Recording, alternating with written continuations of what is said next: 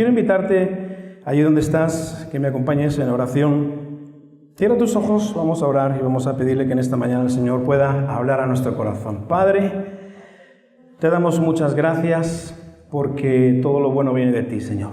Toda buena dádiva, todo don perfecto desciende de lo alto, de tu bondad, de tu gracia y de tu misericordia.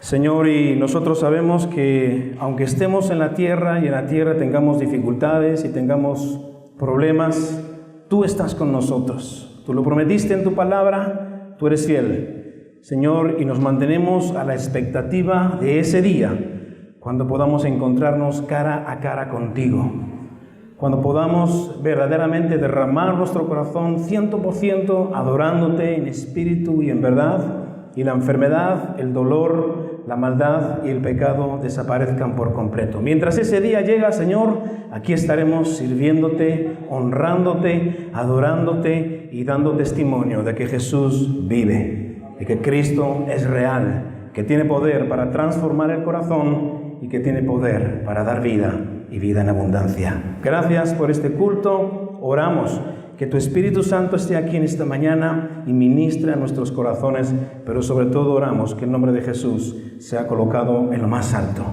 Tú eres digno de toda gloria, en el nombre de Jesús. Amén. Muy bien, bueno, nosotros como Vida y Familia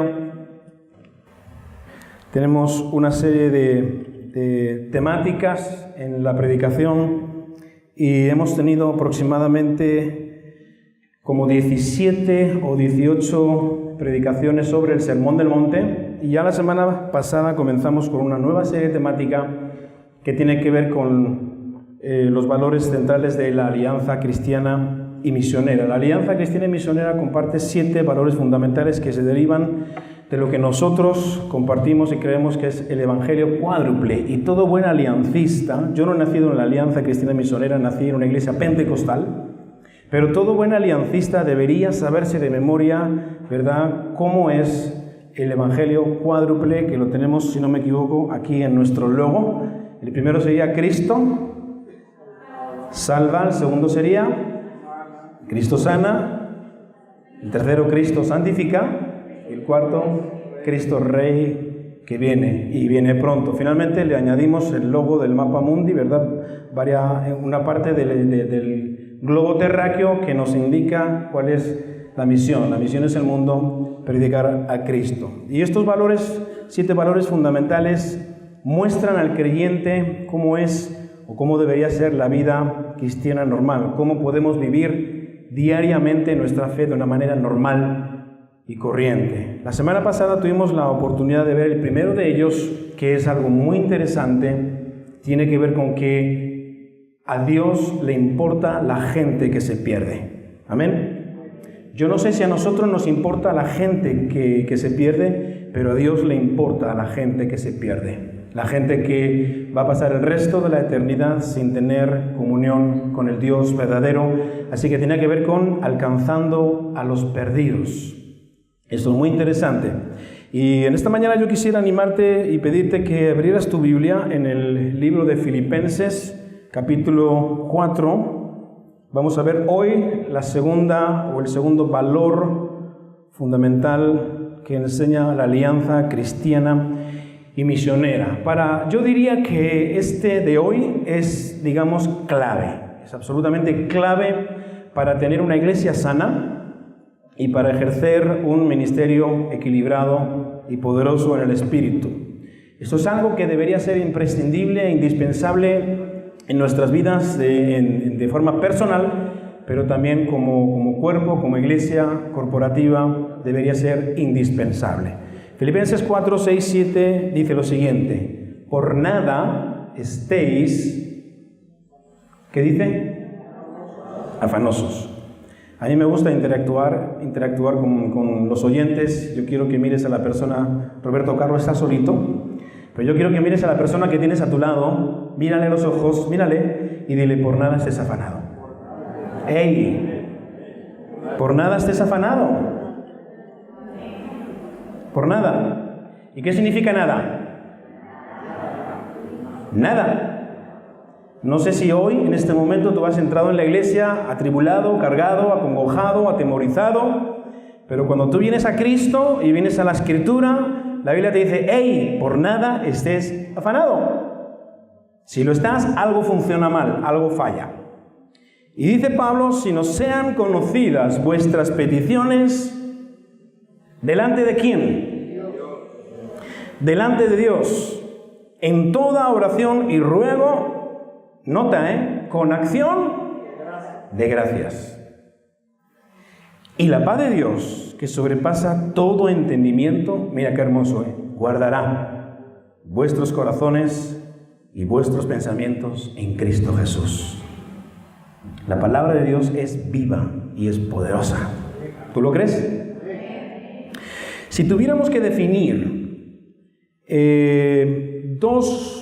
cuáles son las dos disciplinas más importantes en la vida de un creyente, y tú eres un creyente porque estás en la iglesia, tuviéramos que definir las dos disciplinas más importantes en la vida de un creyente, podríamos decir que la primera de ellas es el estudio de la palabra de Dios. El estudio de la Biblia. Y nota que no estoy diciendo la lectura de la palabra. Muchos en las iglesias, por desgracia, tienen su Biblia, hoy en día ya Biblias con teléfonos, pero cuando yo me convertiera en Biblias de papel, tú dirás, qué viejo eres, Miguel. Biblias de papel que muchos tenían en un rincón de su mueble y no tocaban hasta el domingo siguiente. No la leían. Cuando menos todavía estudiar la palabra de Dios. Así que el estudio de la palabra de Dios es absolutamente fundamental. Y nosotros como iglesia, como red de iglesias, como puntualizaba bien John, como red de iglesias, enfocamos a que las personas que vienen a nuestras congregaciones, las invitamos, las animamos a que estudien la palabra de Dios. Hay una escuela bíblica todos los domingos que dura 4 años. Si tú quieres seguir estudiando, tienes la oportunidad de ir a Informa. Aquí tenemos a nuestro rector de Informa, Esteban Irving. Y si quieres seguir estudiando, como vamos a hacer el pastor Vicente, mi esposa y yo, tienes la oportunidad de estudiar una maestría en Fatela. Y si quieres seguir estudiando, puedes incluso hacer un doctorado en varias universidades con las cuales hay convenios a través de Fatela. O sea que posibilidades hay, excusas también las hay, sí que es cierto. Pero es importante que el creyente estudie e investigue, indague acerca de la Escritura y la palabra de Dios. Así que, hermano, te animo a que te inscribas en la escuela bíblica, que participes, que te formes. ¿Sabes por qué? Porque es importante estudiar la palabra de Dios, porque la palabra de Dios transforma nuestra manera de pensar. Cuando uno llega a Cristo, aquí dentro tenemos un montón de filosofías, tenemos un montón de valores y de principios que han sido instaurados en nuestra mente, quizás por la cultura del país en el cual vivimos, quizás por nuestra propia familia, que también tiene su filosofía de vida, y también las nuestras propias que adquirimos de acuerdo a nuestro intelecto. Todo eso se va formando en nuestra mente y va creando una manera de pensar que nos lleva a tener una manera de vivir. Pero cuando uno viene a Cristo y se encuentra con la palabra de Dios, no olvides que la palabra de Dios es la verdad. Y Jesús dijo, conoceréis la verdad y la verdad os hará libres. Entonces, cuando yo conozco la palabra de Dios y yo aplico la palabra de Dios, cambia mi manera de pensar y como consecuencia cambia mi manera de vivir. Y puedo convertirme en un buen esposo, puedo convertirme en una buena esposa, puedo convertirme en un buen hijo. Gloria a Dios. Eso hace la palabra de Dios. Y la segunda disciplina que es absolutamente fundamental, hermanos, y hemos hablado ampliamente, se predica, se enseña, y bueno, la disciplina de la oración. Estudiar y orar. Cuando tú estudias la palabra de Dios y aplicas la palabra de Dios y oras, puedo decirte categóricamente que puedes tener una vida de éxito en Cristo Jesús en todo lo que hagas. ¿Cuántos dicen amén? ¿Cuál es el problema cuando hablamos de que estudiar la Biblia y orar como disciplinas? ¿Cuál es el problema? Si son disciplinas, el problema es que no somos disciplinados. Y muchas veces lo podemos ver en nuestra manera de vivir. Algunos ni siquiera se lavan los dientes. Y cuando hablan contigo tienes que mirar para otro lado. porque no tenemos la disciplina de lavarnos los dientes. Otros sí. Pero estudiar la palabra de Dios y mantener una vida de oración tiene que ver con disciplina. Es decir, yo necesito ser disciplinado en el estudio de la palabra y en la oración. Sin el estudio de las Escrituras no se puede crecer espiritualmente. Sin la vida de oración no se puede crecer espiritualmente. Por eso encontramos en la iglesia a lo largo de los años muchos hermanos que se quedan estancados, se quedan en un nivel de madurez espiritual y no arrancan, no superan, no crecen porque no han aplicado quizás algunas disciplinas importantes en sus vidas. Es imposible, hermano, créeme, imposible poder crecer de manera continuada en Cristo sin la práctica de estas dos disciplinas. Y hemos enseñado y lo hacemos constantemente en la iglesia acerca de la necesidad de la oración. Pero nosotros, hermanos, hemos descubierto, seamos honestos, tenemos que ser honestos con nosotros mismos. El problema es que oramos poco y oramos mal.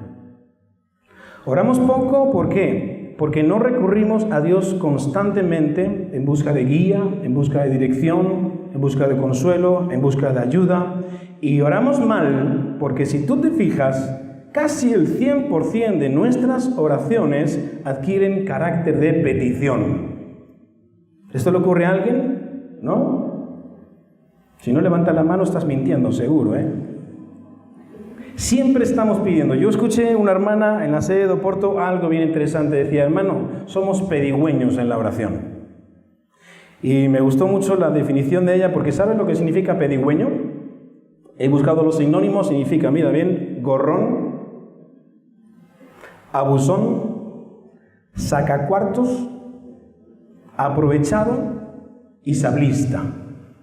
¿Sabes lo que es un sablista, no? De repente tú dices, voy a un restaurante con mi familia a comer, somos 3, calculas más o menos el menú, cuánto te va a costar, y cuando vienen con la cuota, con 120 euros, ¡wow!, me han metido un sable. Nosotros, a veces, en nuestra forma de orar, somos unos pedigüeños, porque estamos constantemente pidiéndole a Dios. Pidiendo, cuando la oración abarca muchos aspectos diferentes, como por ejemplo lo que hemos hecho durante el tiempo de adoración. Eso también forma parte de la oración. ¿Por qué es importante, hermano, la oración en la vida del creyente? ¿Por qué la Alianza Cristiana y Misionera? Mira, ahora creo que el mes que viene, junio, bueno, no sé si en junio o julio, tenemos la escuela de oración. Habéis escuchado, algunos conocéis a Fred Harley de los Estados Unidos, de Atlanta. Viene su ministerio a hacer la escuela de oración durante 3 días. Espero que te apuntes. ¿Por qué es importante para nosotros y para el creyente la vida de oración? Primero porque te ayuda a desarrollarte, a crecer. Pero hay más cosas. Cuanta más oración, más santidad. Poca oración, poca santidad. ¿Quieres vencer algún pecado que hay en tu vida que no hay forma de que sea erradicado? Ora al Señor. Más oración, más tranquilidad. Poca oración, poca tranquilidad. Más oración, más fruto. Poca oración, poco fruto. Más oración, más milagros. Poca oración, menos milagros e incluso ninguno. ¿Tú quieres ver milagros en tu vida? ¿Cuántos quieren ver milagros en su vida? Milagros sobrenaturales, hermanos. Necesitamos orar. Necesitamos ver cómo Dios interviene en los asuntos de tu vida y de mi vida. Y la oración es la herramienta que Dios nos ha dado para alcanzar esos milagros de parte de Dios. Y bueno, hemos tomado como referencia bíblica unos versículos en la carta del apóstol Pablo que escribió a los hermanos en la ciudad de Filipos. Esta carta la escribió Pablo aproximadamente entre los años 60 y 64, pero las escribió en Roma mientras él estaba preso, y él estaba preso porque había predicado el Evangelio, había predicado a Jesucristo. Esta iglesia de Filipenses había comenzado con apenas un grupo de mujeres. De hecho, la primera mujer que se convirtió en Europa fue Lidia, a través de la predicación de Pablo. Y con ella se comenzó, casi siempre las cosas ocurren con las mujeres, ¿por qué será, no? Y con ellas comenzó esta iglesia en la ciudad de Filipos. Y a esta iglesia es a cual Pablo le está escribiendo estos versículos donde dice, por nada estéis afanosos. Por nada. Y nosotros hemos tenido estos días un taller bien hermoso con dos hermanos que nos han visitado desde Estados Unidos, Gabriel Agostini, para algunos conocido, con otro hermano llamado Gene Stockwell, han venido desde el otro lado del charco y han estado dando un taller para liderazgo acerca de los de principios que podemos encontrar en la vida de un hombre como Nehemías. Un hombre, yo te invito a que descubras a Nehemías. Bueno, creo que en la escuela bíblica se da el libro de Nehemías. Te invito a que descubras cómo era Nehemías, algunas características de este hombre que Dios usó en un contexto bien complejo y bien difícil. Y bueno, después del taller, Gabriel y Jim pusieron mesas de trabajo y los hermanos tenían que descubrir algunas virtudes en el carácter de Nehemías. Y había hermanos que decían, por ejemplo, que Nehemías era un hombre con una gran capacidad de sacrificio personal, algo que las madres saben bien, porque se sacrifican a veces lo indecible por sus hijos y por sus hijas. Y también decían que Nehemías era un hombre compasivo. Descubrieron que Nehemías era un hombre que tenía integridad.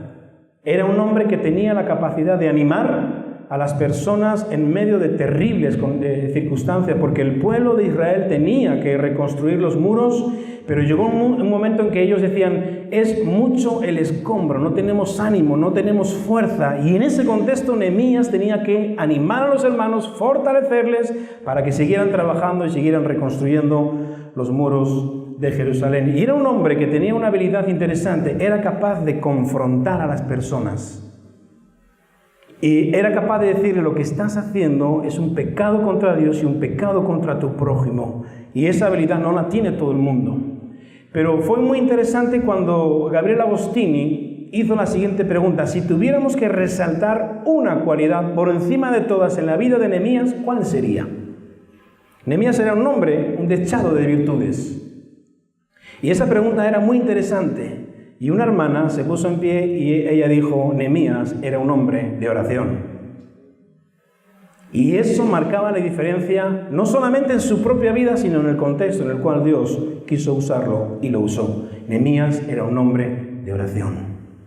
Si queremos cambios en nuestras vidas, no solamente necesitamos estar anclados de la mano de Jesús, sino que tenemos que ser hombres y mujeres que se arrodillan a los pies de Cristo buscando la intervención milagrosa de Dios.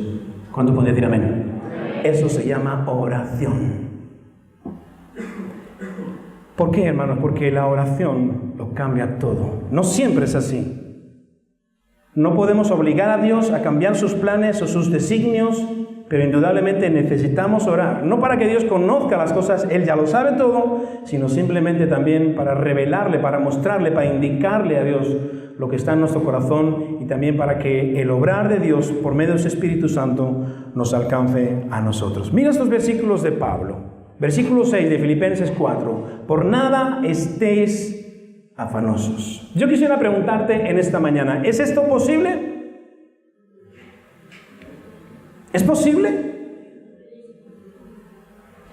Pero tú tienes que pensar que la pregunta es, o lo que está diciendo Pablo, por nada. ¿Es posible no afanarse por nada? Hay áreas en nuestra vida que más o menos podemos manejar, ¿verdad? Y podemos descansar en las manos de Dios, pero llega un momento en los cuales nos alcanzan situaciones que no podemos manejar ni gobernar, que nos dejan, ¿verdad?, como en alta mar, que nos superan y que nuestro corazón se constriñe, nuestro corazón se quebranta, nuestra mente comienza a llenarse de inseguridad, de temores. ¿Es posible? ¿Cómo puedo lograr no afanarme por nada? ¿Es esta solicitud que hace Pablo razonable para nuestro moderno siglo XXI? Y yo quisiera preguntarte en esta mañana, ¿qué es lo que te causa ansiedad? ¿Qué te causa ansiedad? Querida esposa, quizás estás casado con un hombre que no quiere ir a la iglesia, que no quiere saber nada de las cosas de Dios, y eso indudablemente tiene repercusiones en tu familia, tiene repercusiones en tu matrimonio, en tu hogar, y eso puede llevarte a tener esa angustia en tu corazón. Pero hoy, en esta mañana, la palabra te dice, no te afanes. No te afanes. Tú no podrás cambiar el corazón de tu esposo, solo lo logrará el Espíritu Santo. Hay muchas mujeres que están empeñadas en cambiar a sus maridos y los zarandean de cualquier manera y les obligan, ve a la iglesia y le dan, vete a la iglesia ya. Tratando de alguna forma pero eso solo lo puede hacer el Espíritu Santo. ¿Qué te causa ansiedad? ¿El trabajo te causa ansiedad? ¿Qué te causa ansiedad? Hoy en esta mañana te dice el Espíritu Santo y la palabra, no te afanes, por nada estés afanoso. Y podríamos encontrar 1000 razones, hermanos, argumentos para angustiarnos y para afanarnos, indudablemente. Es posible que sepas y conozcas la situación de una persona que ha venido y te ha contado y te ha dicho, mira, me ocurre esto, y tú lo miras y le dices, wow, eso que me estás diciendo es como para preocuparse. Esos son nuestros argumentos. Esas son las conclusiones a las cuales podemos llegar nosotros, pero por eso tenemos que ir a la palabra de Dios, porque la palabra de Dios nos dice, por nada estés afanoso, por nada. Y es el mismo Jesús el que enseñó esto cuando Él dijo, no os afanéis porque comeréis, no os afanéis porque vestiréis, no os afanéis porque beberéis, sino buscad primeramente el reino de Dios y su justicia. Mira cómo es Dios y todas las demás cosas. Dios es un experto en encajar piezas de puzzle en tu vida. Nosotros a veces queremos tomar las riendas de nuestra vida y forzamos a veces las piezas del puzzle de nuestra vida, pero si le dejamos al Espíritu Santo, Él es un experto en colocar todas las piezas en su lugar correcto. Porque Dios es absolutamente soberano. La pregunta sería, ¿yo creo lo que la Biblia dice? ¿Yo le creo a Dios? Mira lo que sigue diciendo Pablo en el versículo 6. Si no sean conocidas vuestras peticiones, ¿delante de quién? ¿No te oigo? Sean conocidas vuestras peticiones delante de Dios. Nosotros tenemos la habilidad de pedirle primeramente a nuestro esposo o a nuestra esposa, ¿no? Esa es nuestra habilidad. Y a veces recurrimos a personas. Fue muy interesante, hermanos, lo que compartió los papás que habéis estado en la escuela de padres, lo que compartió, creo que se llamaba José, el que estaba moderando la reunión, cuando él dijo, bueno, tengo que viajar a España a la escuela de padres, pero resulta que ya he cogido mi paquete vacacional para una fecha, no puedo pedirle más fechas a mi jefe. Así que un hermano en la fe le dijo, mira, ve a tu jefe y dile que te reparta las vacaciones. Si tienes 15 días, una semana de vacaciones y una semana para la escuela de padres. Pero hubo otro en la iglesia que estaba más cerca de Dios y le dijo, oye, ¿por qué tienes que hacer eso si tú tienes el Dios de lo imposible? ¿Cuánto dicen amén? Hermano, tenemos al Dios de lo imposible. Recuerda que cuanto más oración, más milagros. Y él se puso a reflexionar y dijo, oye, tienes razón, ¿por qué tengo que ser mendigo con Dios? Y ahí está nuestra manera de pensar, ¿verdad? Y entonces él dijo, ok, voy a orar y voy a llamar a mi jefe que estaba como a 1000 kilómetros de distancia y le dijo, y le llamó y le dijo, necesito más días de vacaciones. ¿Te imaginas que tú le digas eso a tu jefe? Que está por quitarte las que tienes de vacaciones. Pero él oró a Dios, se atrevió a plantearle esto a Dios y llamó a su jefe y le contó y le dijo, mira, ya sé que tengo el paquete de vacaciones cogido, pero necesito más días de vacaciones porque quiero ir a España para acudir a la escuela de padres que consiste en esto, en esto, en esto y en esto. Y ahí está la labor del Espíritu Santo, que entonces el jefe, él estaba, ¿cómo me he atrevido a contarle esto a mi jefe? Pero mira lo que hizo el Espíritu Santo, que le contestó el jefe y le dijo, bueno, si es para eso, tómate los días que necesites. Gloria a Dios. Dios es así. Dios es así. Pero para eso nosotros tenemos que, en esas circunstancias, recordar que lo primero que tiene que hacer un creyente es arrodillarse de corazón y clamar al Padre de lo alto. Él es nuestra fuente de provisión. Normalmente cuando tenemos problemas y cuando tenemos dificultades, miramos a nuestro contorno, a nuestro alrededor. ¿Quién me puede ayudar? Me puede ayudar aquel. Me puede ayudar aquel.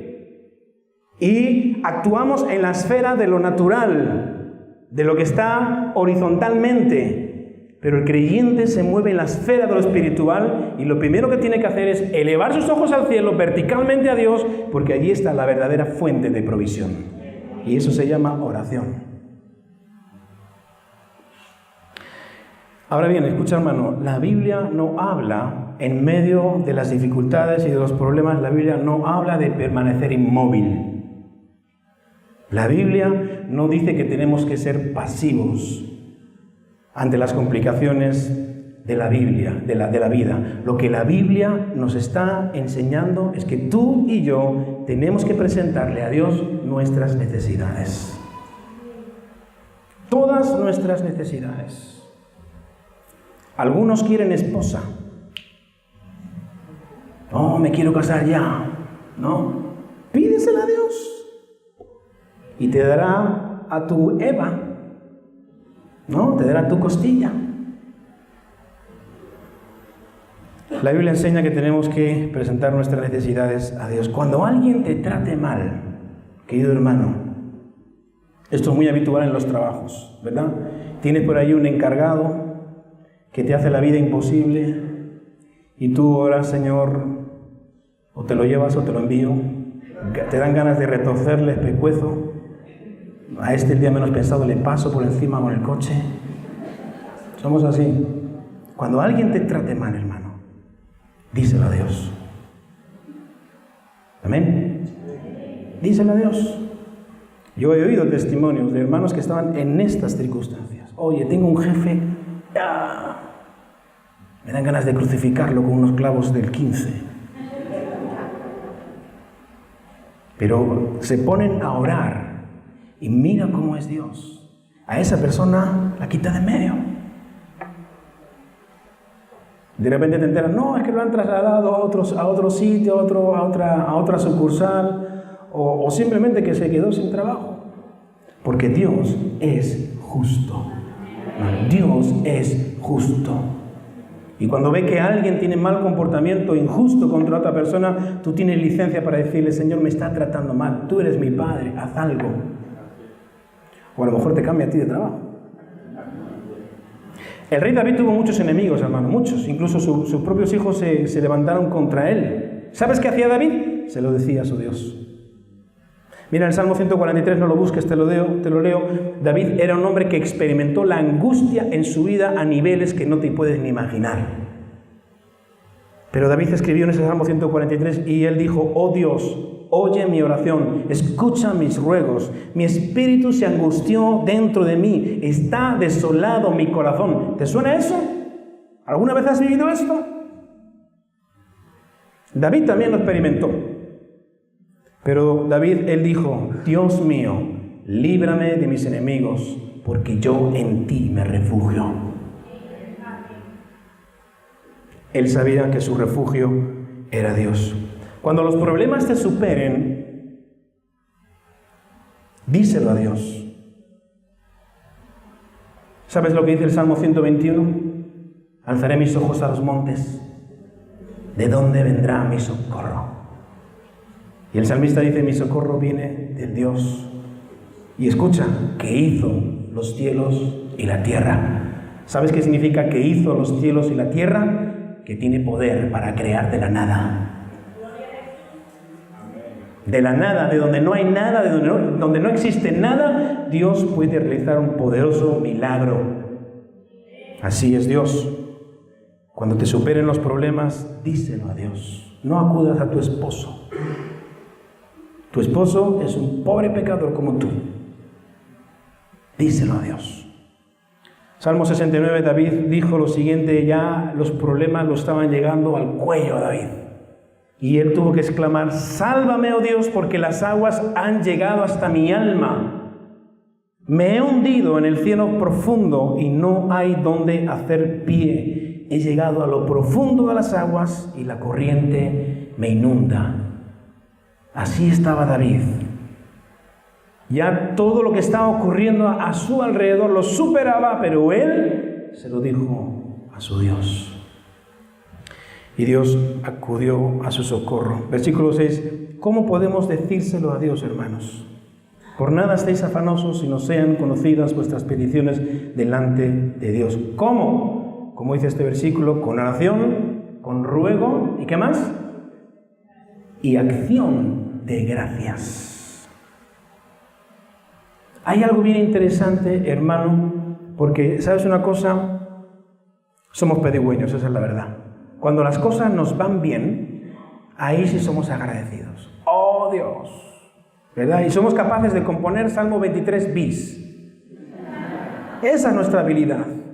Nos ponemos tan espirituales porque las cosas nos van bien y somos agradecidos y ahí sí, ¡oh, Dios! Espera que voy a por el arpa que la tengo en la habitación, voy a adorarte.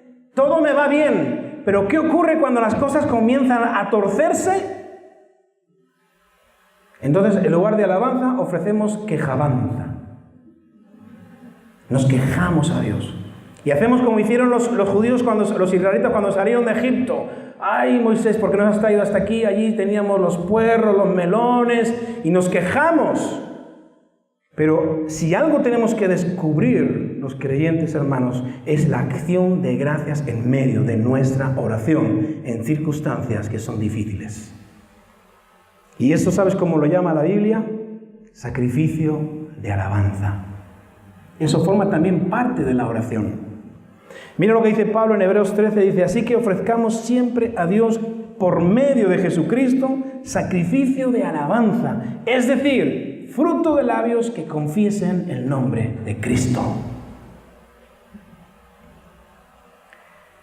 Sacrificio de alabanza es lo que ofrecemos a Dios cuando las cosas no marchan como queremos. Eso también forma parte de la oración.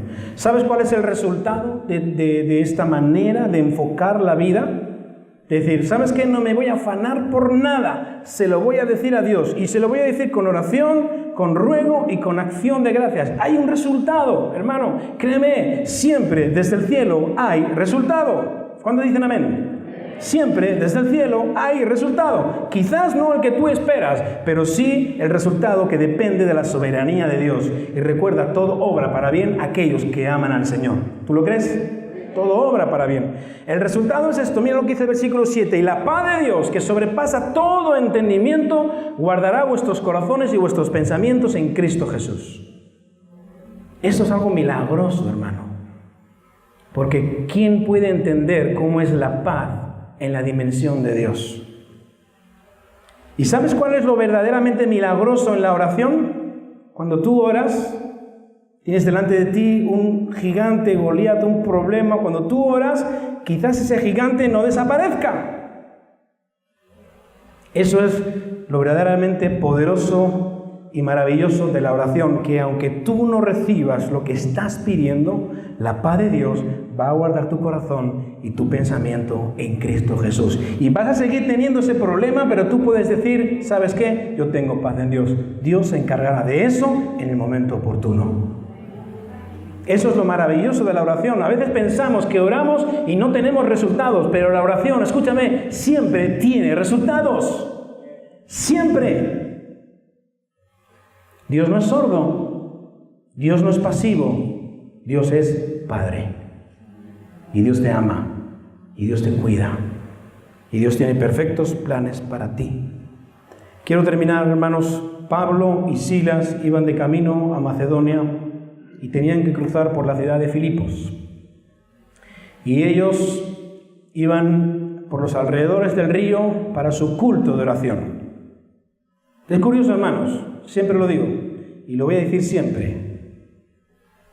Es triste encontrar que nuestros cultos de oración en casi todas las iglesias es la reunión que menos asistencia tiene en la iglesia. Y no me cansaré de decirlo, que mientras nuestros cultos de oración no se llene de gente que está orando, vamos a ver pocos milagros de parte de Dios. Esto, hermano, no es por nada, pero es un dardo a tu corazón. Con amor, con honestidad, pero la iglesia necesita que tú vengas aquí a reunirte los viernes, ¿a qué hora? 7 de la tarde, a orar, a clamar, a buscar de Dios, a buscar la mano de Dios, que intervenga, que rompa los cielos, que quebrante las situaciones, porque tenemos un Dios poderoso. ¿Cuántos lo creen? Tenemos un Dios extremadamente poderoso, hermanos. Y cuando Pablo y Silas iban al río para su culto de oración, de repente se encuentran con una mujer que estaba poseída por un espíritu de adivinación, que detrás de ellos decían: estos son siervos de Dios quienes anuncian el mensaje de salvación. Y por varios días, mientras Pablo y Silas iban al río a orar, aparecía esta mujer. Hasta que un día Pablo se cansó. Y Pablo se volteó y la reprendió. Reprendió al espíritu que tenía la mujer, salió de ella. Y como había otras personas que estaban ganando dinero a causa de esta mujer, crearon un alboroto en la ciudad. Y claro, como consecuencia del alboroto, a Pablo y a Silas los metieron en el calabozo. Qué curioso que Pablo y Silas llevan al culto de oración y aparecen en el calabozo. Pero ¿sabes lo hermoso de todo esto? Nadie les iba a quitar a Pablo y a Silas el deseo de orar a Dios. ¿Y sabes qué hicieron? Aprovecharon la coyuntura de ese problema para orar todavía con más énfasis al Dios poderoso. Y dice la Biblia en el libro de Hechos, capítulo 16, no lo busques, pero a medianoche, orando Pablo y Silas, orando Pablo y Silas, cantaban himnos a Dios y los presos los oían. Ellos iban al culto de oración y nadie les iba a impedir tener su culto de oración. Así que ellos comenzaron a orar. ¿En medio de la cárcel, Miguel? Sí, en medio de la cárcel. ¿E hicieron alabanza? ¿En medio de la cárcel? Sí, hicieron alabanza. Lo maravilloso de la oración, hermanos, es lo que ocurrió inmediatamente después. Escúchame bien. Si tú quieres un milagro en tu vida, ora a Dios.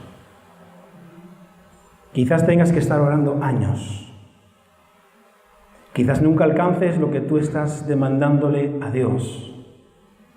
Pero puedo garantizarte, porque la Biblia lo dice, que la oración tiene resultados desde la perspectiva de Dios.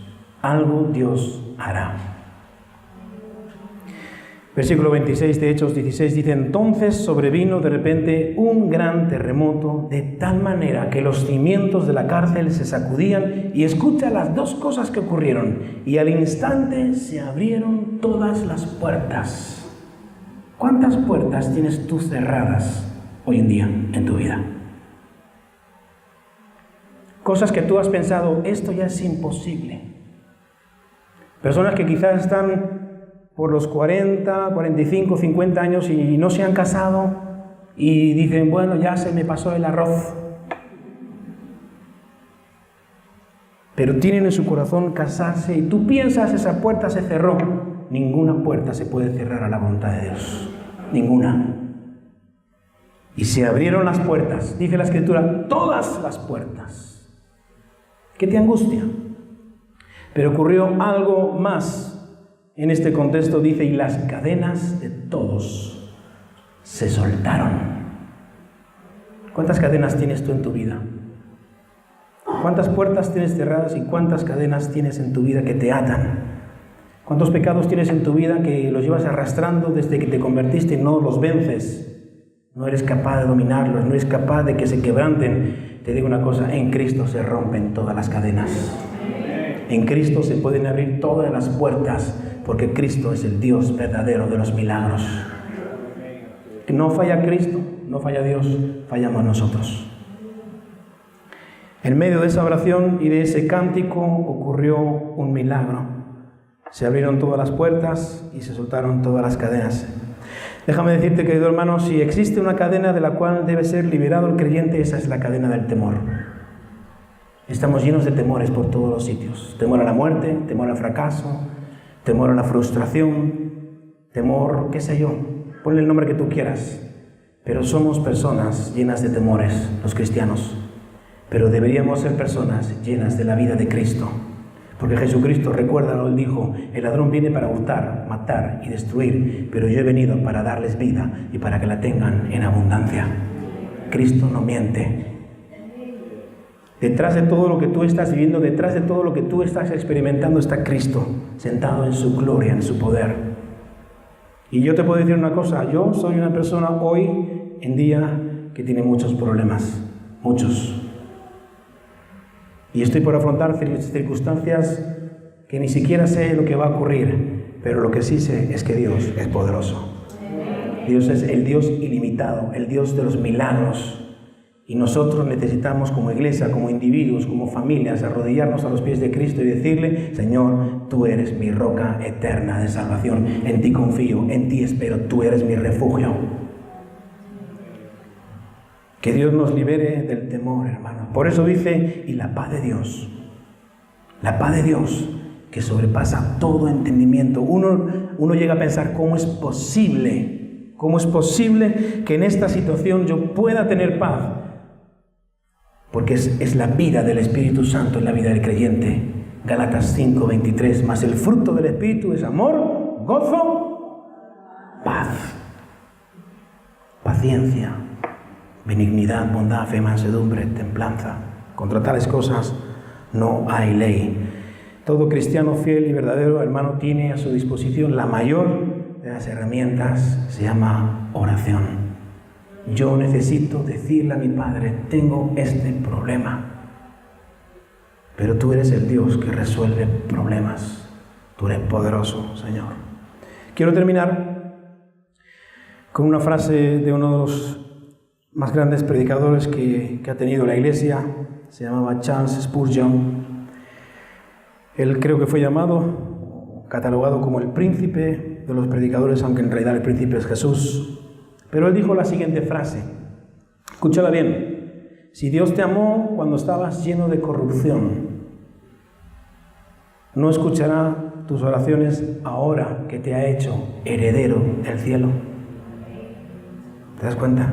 Si Dios te amó cuando estabas lleno de maldad, de corrupción, de oscuridad, de pecado, si Dios te amó, no hará todavía más hoy en día y responderá y te escuchará ahora que eres heredero del cielo, coheredero juntamente con Jesucristo. Abre tus labios, clama al Dios de los cielos, hermano. Ojalá los hombres nos levantáramos también en oración. Cambiarían nuestras familias, cambiarían nuestro contexto social, cambiarían muchas cosas en nuestras vidas. Amén. Cierra tus ojos, vamos a orar.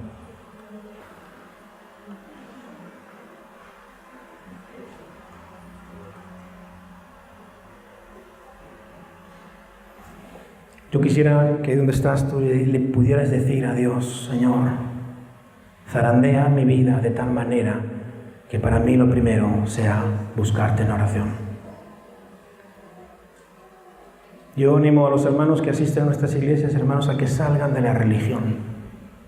No sigas a la religión, siga a Cristo. La vida de un cristiano es una vida de obediencia, una vida de dependencia, una vida de oración. ¡Wow! Milagros increíbles. Yo he vivido milagros increíbles en mi vida, hermanos. Si yo te contara, milagros increíbles. Dios me dio un piso, para que te hagas una idea. Yo no tengo hipoteca, Dios me dio un piso.